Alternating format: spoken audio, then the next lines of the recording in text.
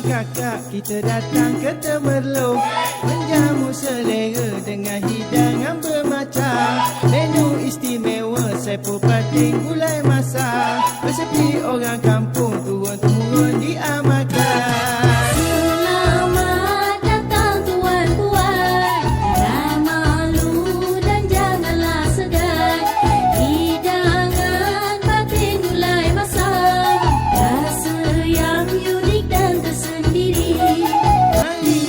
Kakak kita datang ke Temerloh, menjamu selera dengan hidangan bermacam.